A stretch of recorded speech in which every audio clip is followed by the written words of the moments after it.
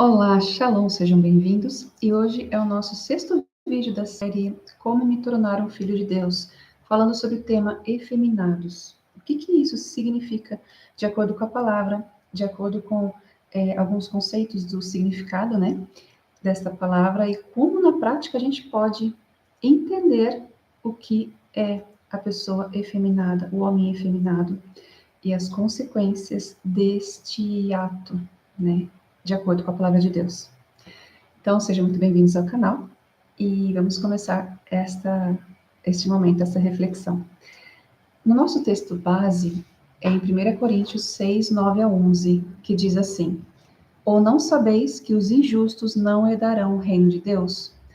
Não vos enganeis, nem impuros, nem idólatras, nem adúlteros, nem impuros, nem efeminados, nem sodomitas, nem ladrões, nem avarentos, nem bêbados, nem maldizentes, nem roubadores herdarão o reino de Deus. Nossa série fala sobre os pecados que são descritos em 1 Coríntios, para que a gente possa se examinar, identificar o que a gente precisa de transformação na nossa vida em relação a cada um desses pecados. E nesse vídeo a gente vai aprofundar um pouquinho sobre a palavra efeminado. O significado dela, a gente vê que efeminado, ele é a mesma coisa que feminilidade masculina. Ou seja, quando o homem tem trejeitos que são considerados femininos, ele é mais mole, voluptuoso, perde as características masculinas e assume características mais femininas.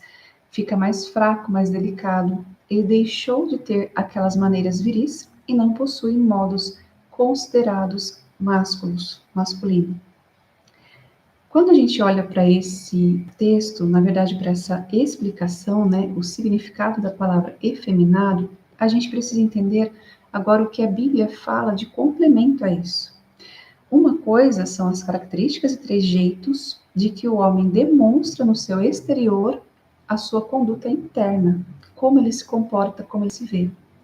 E agora, para a gente entender o porquê que isso é um pecado diante da palavra, a gente precisa olhar para a Bíblia, para aquilo que Deus deixou para a gente, para que a gente pudesse refletir e entender isso na palavra.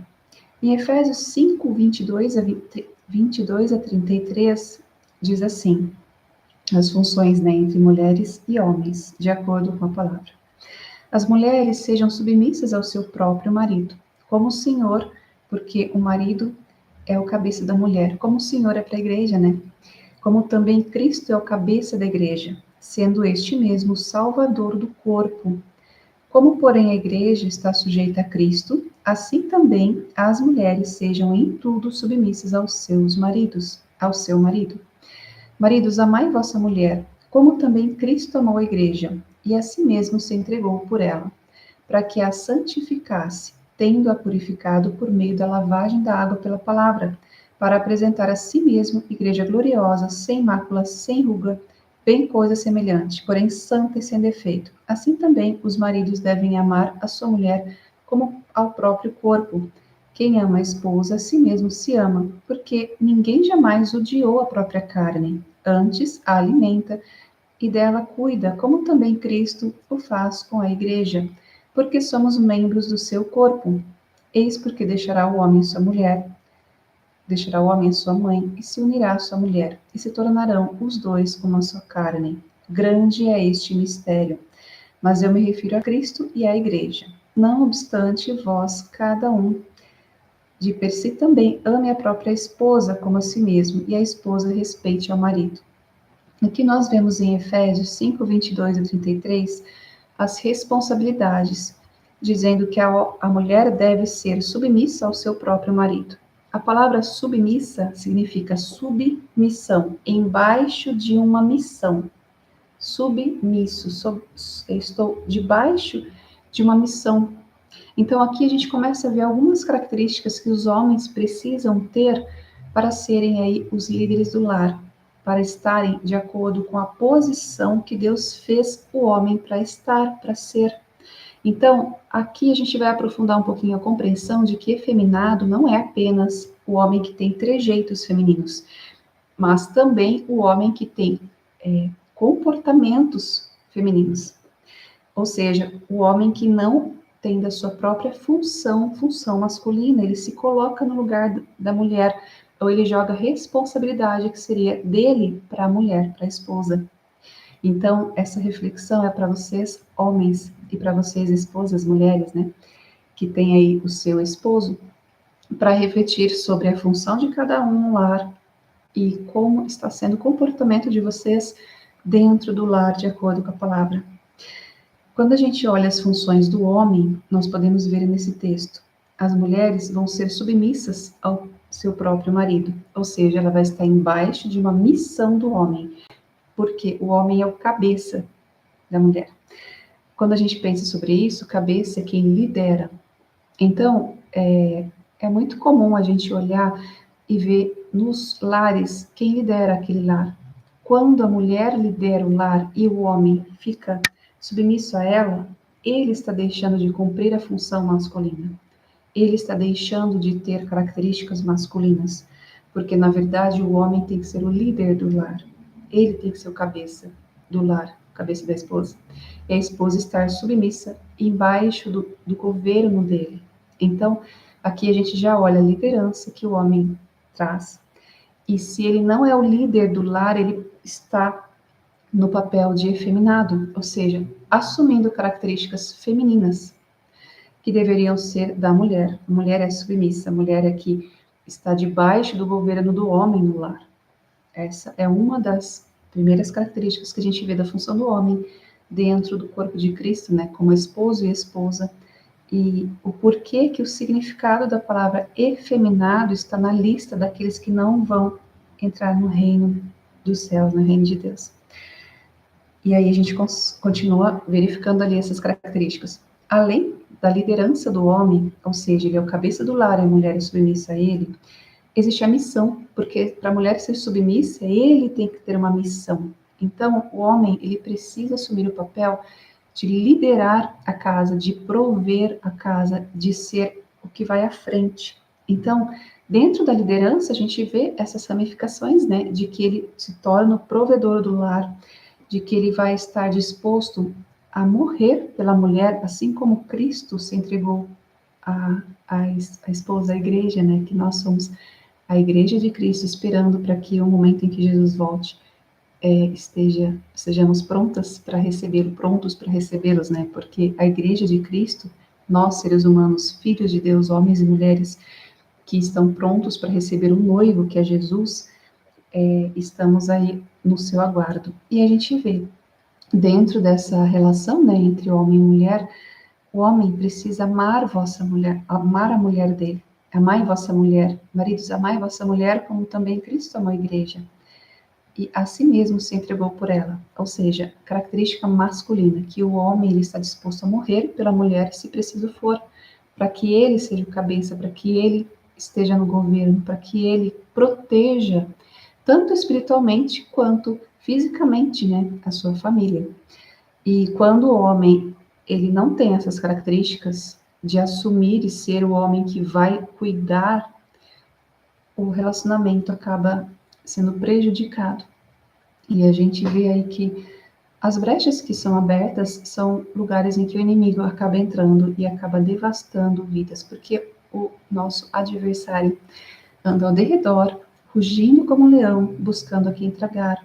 Então, um pouquinho de deslize que qualquer um de nós possa cometer, o inimigo pode vir de uma vez para destruir tudo, porque ele vem para roubar, matar e destruir. Então, esta reflexão é para vocês, esposos, homens que têm aí suas mulheres e sua família, para que vocês entendam o posicionamento que vocês devem ter no lar, porque se o homem não for o cabeça do lar, não estiver numa posição de governo no lar, você já está assumindo características que não são masculinas, mas são delicadas. Ou seja, se a mulher é líder do lar, consequentemente o esposo é submisso a ela. Então está trocado o papel. E o perigo disso é que aí isso já é uma função feminina. E os lares trocados, tudo que tem distorção de acordo com a palavra de Deus é onde o inimigo atua. Então, o risco e o cuidado que nós devemos ter é sempre de examinar as Escrituras e pensar onde eu tenho que melhorar, onde eu estou errando, o que eu preciso mudar em mim para que eu esteja de acordo com a palavra do Senhor. Então, aqui a gente consegue já identificar e ver características de que o homem precisa ser o líder, ou seja, o cabeça da mulher, representante da família diante de Deus, para interceder em oração pela família, para estar na linha de frente. Ser o provedor, ter uma missão, e a mulher ser submissa a ele, estar debaixo da missão dele. Ele ter responsabilidade de sustentar a família. Isso é uma função do homem, não que a mulher não possa ajudar, né? Mas é bem diferente um auxílio do que ela assumir a casa e o homem se comportar com características femininas. Ele precisa ser o profeta, aquele que ensina os princípios bíblicos de Deus para a esposa, filhos e formar discipulados, e amar como Cristo amou a igreja, amando e se dedicando a ela. Quando a gente olha para essas características, agora vamos identificar, né? Um homem que tem trejeitos e comportamento feminino, ele não vai conseguir assumir a liderança de um lar para governar. Ele vai se colocar no lugar de sou servido, alguém vai cuidar de mim, ao invés de ele despertar, ser cuidador, ele despertar em si mesmo, cuidado de prover e cuidar da família. Então, quando a gente pensa sobre pecados e iniquidade, a gente precisa entender: pecado é uma coisa, transgressão é outra, e iniquidade é outra coisa. Pecado, pela cobiça dos olhos, vem o pecado, ou seja, eu olho algo, eu cobiço aquilo, seja um comportamento, algo, qualquer coisa que esteja ali diante de mim. Quando você cobiça, o pecado entra, né? Você comete o pecado. E do pecado você pode, naquele momento que foi em pensamento, você viu, você cobiçou algo. Naquele momento, se você, me arrependo, Senhor, me perdoa, entrega no teu altar, cancelo, anulo, rejeito qualquer continuidade desse pecado, rejeito, me arrependo, confesso diante de ti e deixo esse pecado. Você já encerrou ali na sua mente aquele pecado. Ele não vai entrar no seu coração. Agora, se você não percebe que pecou, o pecado vai entrar no seu coração e aí você começa a alimentar esse pecado. Se você alimenta esse pecado e continua pecando sem ter consciência ou sem se arrepender, você já está praticando a iniquidade, que são pecados que são praticados de forma inconsciente, ou seja, você já possuiu a mente cauterizada e não consegue mais percebê-los. E outra coisa é a transgressão, quando você sabe que Deus não quer que você faça algo, você vai lá e mesmo assim faz. Você está transgredindo a lei de Deus, a palavra de Deus. Então, a gente precisa entender, o pecado geralmente vem de uma seta, uma armadilha, uma cilada que o inimigo coloca em você, por distração, por descuidado, por cansaço, você às vezes peca, mas a diferença entre quem recebeu Jesus como seu Senhor, Salvador, e tem o Espírito Santo, né, dentro dele, é que você já vai ter o incômodo do Espírito Santo, você vai pensar, isso aqui acho que não foi legal o que eu fiz. Senhor, me perdoa porque eu pequei nisso. Você confessa, se arrepende e deixa, ou seja, não alimenta aquilo. Quando você sabe que aquilo é pecado, você ironiza, desonra a palavra de Deus, você está transgredindo a palavra de Deus. E é muito pior, né? Porque pior é aquele que conhece a palavra e mesmo assim desonra a Deus com as suas atitudes, pensamentos. E a iniquidade é quando você não percebe mais nada de tão cauterizada que a sua mente está.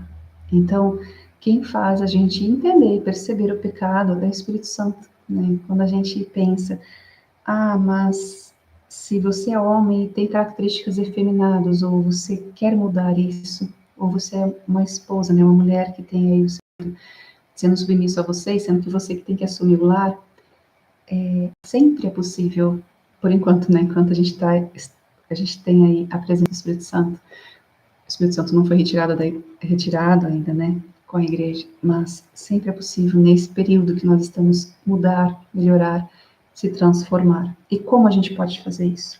Continuando ali no nosso texto base, a gente vê em 1 Coríntios 6, 11: Tais fostes alguns de vós, mas vos lavastes, fostes santificados, fostes justificados em o nome do Senhor Jesus Cristo e no Espírito do nosso Deus. Ou seja, todo mundo tem aí situações em que a gente peca. A diferença é que aqueles que buscam a Deus, buscam intimidade com o Espírito Santo, você procura cada dia mais deixar de pecar, porque pecado a gente vai cometer, somos imperfeitos, somos pecadores, todos nós somos pecadores, mas viver em pecado é uma coisa, e você ficar se limpando do pecado o tempo todo até que você vá crescendo em amor, né? Se santificando, ou seja, se aperfeiçoando no amor de Deus. Essa é a verdadeira vida cristã, em que há renúncia, há arrependimento, há constrangimento da alma, a mudança que o Espírito Santo vai trazendo dentro do nosso coração, e ele vai testificando no nosso coração, ele vai nos fazendo lembrar daquilo que precisamos mudar em nós, aquilo que precisamos renunciar, confessar às vezes, mudar, deixar e pedir para que ele nos transforme. Então, nesse texto, fala que alguns de vós cometiam esses pecados, né? Aqui traz essa lista em 1 Coríntios, mas fala: tais fostes como alguns de vós, mas vos lavastes, fostes santificados e justificados em nome do Senhor Jesus Cristo. Então, se de alguma maneira o Espírito Santo já começou a trabalhar, ministrar no teu coração sobre o que deve ser modificado em relação a este pecado específico, que é efeminados ou feminilidade masculina. Se você é homem e percebe que você está assumindo o papel de mulher, e aí a sua esposa acaba assumindo a casa, ou vice-versa, se a sua esposa já vai assumindo o papel de que seria seu, você precisa assumir o controle. Você precisa governar para que ela descanse, ela consiga se adequar a você neste relacionamento. E lembrando, né, tudo depende do quanto você percebe, do quanto você busca a presença do Espírito Santo para que ele vá te mudando, te moldando. Jesus veio para salvar aqueles que querem ser salvos, não aqueles que acham que não precisam de nada. Então, a salvação, a transformação que o Espírito Santo nos traz, está à sua disposição hoje, mas depende de você querer buscá-lo e estar disponível para que ele transforme a sua vida a cada dia. Então, vamos fazer uma oração agora e para que a gente possa entregar nas mãos de Deus, né, as nossas vidas e que a gente possa estar sendo moldados pelo Espírito Santo. Santo Deus e Pai, entramos na Tua presença agora, Pai, pedindo por esta pessoa que está agora comigo nesta oração. Clamamos a Ti em nome de Jesus Cristo, que o Senhor venha, Pai, atuar na vida desta pessoa, Pai, colocar tudo no lugar. Vai transformando a mente, o coração, Pai, dá quebrantamento, Pai.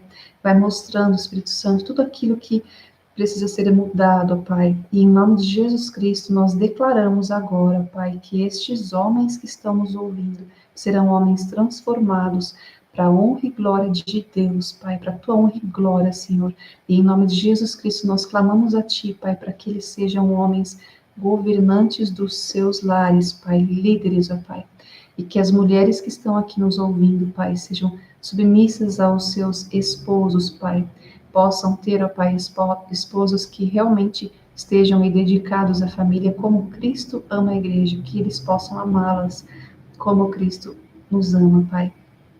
Amou sua igreja. Clamamos a Ti e pedimos perdão, ó Pai, pelos pecados cometidos, pelos nossos pecados, pelos pecados de todos aqui que estão em oração comigo neste momento, e pedimos que o Senhor venha dar transformação, Teu bálsamo, e acima de tudo, que o Senhor faça a Sua vontade na vida de cada um de nós. Nós lhe pedimos, agradecemos, em nome de Jesus Cristo, confiando que o Senhor já está ouvindo esta oração e já começou agora com essa sementinha da tua palavra a transformar nossos corações. Em nome de Jesus Cristo, pedimos e agradecemos. Amém. Que você possa ter uma vida plena em Cristo e que o seu lar seja abençoado e que esta palavra, sobre o significado de palavras que estão ali em 1 Coríntios, daqueles que não vão entrar no reino de Deus, possa tocar no seu coração, tocar no meu, tocar no nosso coração. Lembrando que tem aquele texto que diz: buscai, pois, em primeiro lugar o reino de Deus e a sua justiça, e as demais coisas vos serão acrescentadas. Então, precisamos compreender que tudo que está na palavra é muito real e profundo. E se a gente apenas ler a palavra sem discernir, sem meditar, sem colocar em prática, sem conseguir internalizar a palavra para que ela flua na nossa mente, no nosso coração, nos nossos comportamentos, a palavra é apenas uma semente que vem e vai embora, não aquela que frutifica. Então, que em nome de Jesus, essa palavra frutifique no seu coração. Graça e paz, e até o próximo vídeo. Tchau, tchau.